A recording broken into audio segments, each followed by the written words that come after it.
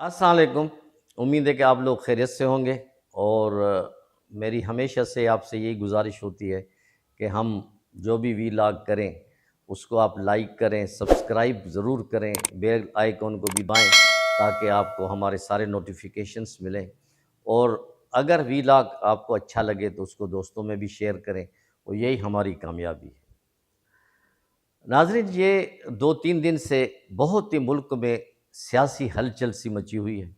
لوگ کافی پریشان ہیں۔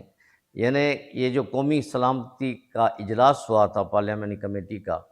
اس کا میں دنیا کی بھی نظریں لگی ہوئی تھیں، پاکستان کی بھی نظریں لگی ہوئی تھیں، اس لیے کہ پی ٹی آئی نے پہلے ہی اعلان کر دیا تھا کہ ہم انشاءاللہ اس اجلاس میں جائیں گے۔ اسپیکر صاحب کو انہوں نے اپنے 14 اپنے ارکان کے لسٹ بھیج دی کہ ان میں سے ہم لوگ یہ شرکت کریں گے۔ سینیٹرز بھی تھے، ممبر قومی اسمبلی بھی تھے، بیرسٹر گوہر خان جو چیئرمین پی ٹی آئی کے ہیں انہوں نے بھی واضح طور پر ان کے سامنے صحافیوں کے سامنے یہ اعلان کر دیا تھا کہ ہم جائیں گے، ملک کے انٹرسٹ کی خاطر جائیں گے۔ پھر آل آف سڈن رات کو کیا ہوا، کوئی ایسی ہوا چلی کہ یہ خبر عمران خان تک بھی پہنچ گئی، اور سننے میں آیا ہے کہ وہاں سے انکار ہو گیا کہ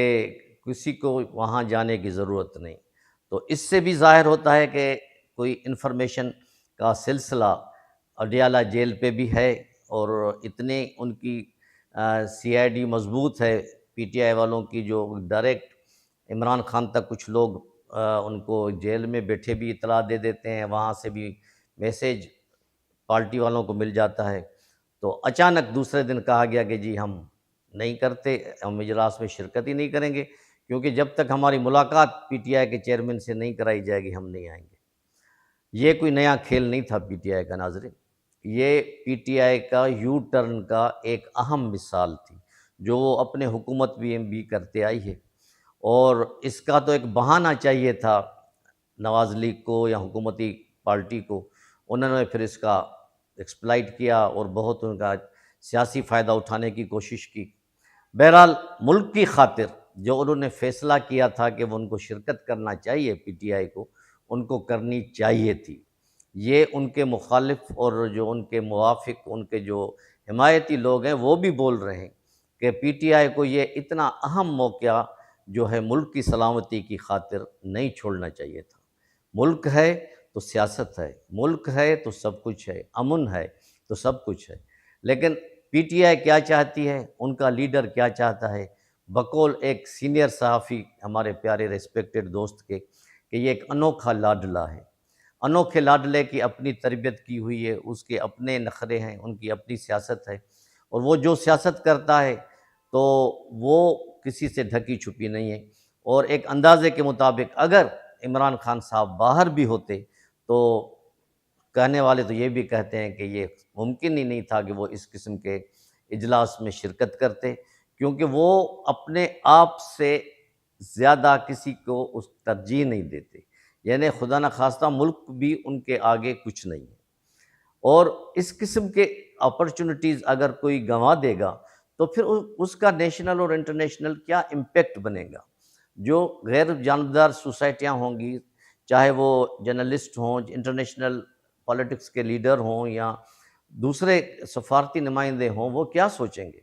کہ جو ملک میں 2 صوبے ہمارے جل رہے ہیں، قیامت خیز مناظر وہاں ہیں۔ بلوچستان کی حالت کا بھی آپ کو پتہ ہے، جعفر ٹرین نے تو دنیا کو حیران اور پریشان کر دیا۔ اس کے علاوہ جنوبی وزیرستان، شمالی وزیرستان، کئی علاقے کے پی کے جو ہے دہشت گردی میں جو ہے وہ لپٹے ہوئے ہیں۔ میں اس قسم میں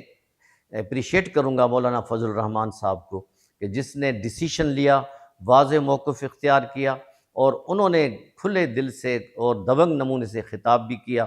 کہ ہم کیا چاہیے، کس طرح ہم اپنے ملک کو بچا سکتے ہیں۔ اور افسوس کی بات یہ ہے ناظرین کہ جو ہمارے بلوچ لیڈر ہیں، یعنی جو سنجیدہ جس کو ہم سمجھتے ہیں، محمود خان اچکزئی صاحب، اختر مینگل صاحب، ان لوگوں نے بھی شرکت نہیں کی، اور اس کے ساتھ ساتھ یہ بھی شکر ہے کہ نیشنل پارٹی جو ہے مالک صاحب کی جو پارٹی ہے عبد المالک بلوچ کی، انہوں نے شرکت کی۔ تو جو اسٹیک ہولڈرز ہیں وہ بھی اس میں نہ آنے کی وجہ سے لوگوں کے نظروں میں آ گئے ہیں۔ ان کا اپنا پوائنٹ آف ویو ہوگا اور ان کا اپنا جائز پوائنٹ آف ویو بھی ہوگا، لیکن ان کو چاہیے تھا کہ اپنے کھلے دل سے اس کانفرنس میں آتے، وہاں اپنے شکایات، اپنے تحفظات رکھتے، تاکہ کھل کے اس پہ ڈیبیٹ ہوتی، بات ہوتی۔ اسی طرح تحریک انصاف کو بھی چاہیے تھا کہ وہ وہاں آتی، اپنے باتیں کرتی، بتاتی ان کو کہ ان کے ساتھ کیا پرابلمس ہیں، کس طرح ان کے ساتھ زیادتیاں کی جا رہی ہیں، جو بقول ان کے کہہ رہے ہیں کہ ہمارے ساتھ زیادتیاں ہو رہی ہیں۔ ناظرین، اس قسم کی پالیٹکس صرف ہمارے ملک میں ہی ہو رہی ہے، اور لوگ حیران اور پریشان ہیں کہ آخر ہم کس سمت میں جا رہے ہیں۔ اوپر سے یہ بھلارا مہینہ ہے ہمارا رمضان پاک کا، اس میں تو بہت ہی اللہ پاک کی رحمتیں اور برکتیں نازل ہوتی ہیں، اس کا بھی ہم کوئی لحاظ نہیں رکھتے، اور اس میں بھی ہماری جنگ جاری ہے، اور اس میں بھی ہمارے پاکستان کے علاوہ،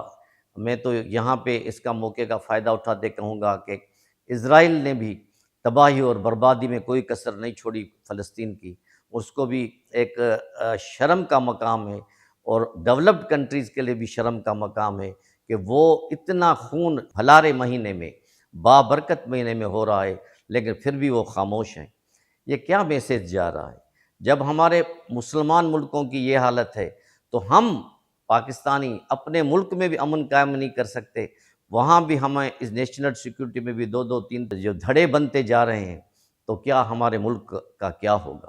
اور ہم دشمنوں میں بھی گھرے ہوئے ہیں، انٹرنیشنلی بھی ہمیں سپورٹ بہت ہی کم ہے، سوائے چائنا کے ہم لوگ جو ہے بے بس، بے یار و مددگار ہیں، لیکن اس کے باوجود بھی ہم نہیں سمجھتے، کیونکہ ہمیں اپنی انا پسند ہے، ملک پسند نہیں ہے۔ تو میں یہ نہیں کہہ رہا ہوں کہ نواز لیگ یا پیپلز پارٹی والے کوئی دودھ کے دھلے ہوئے ہیں، ان کی اپنی غلطیاں ہیں، انہوں نے بھی بہت زیادہ اپرچونٹیز مس کیے ہیں، لیکن اس ٹائم پہ ان دونوں کو، ان سب کو مل کے ملک کے لیے سوچنا ہے، ورنہ دشمن یہ سمجھے گا جب ان کو آپس میں ہی وہ اتفاق نہیں ہے تو یہ ہمارا کیا بگاڑیں گے۔ آپ علی امین گنڈا پور صاحب کا مثال ہی لے لیں، وہ کے پی کے چیف منسٹر ہیں، ایک دن ایک بات کرتے ہیں، دوسرے دن دوسری بات کرتے ہیں۔ آج وہ کہہ رہے ہیں کہ میں اس کے حق میں ہی نہیں ہوں کہ کے پی کے میں کوئی فوجی آپریشن ہو، یہ ہو، اور جب تک عمران خان کو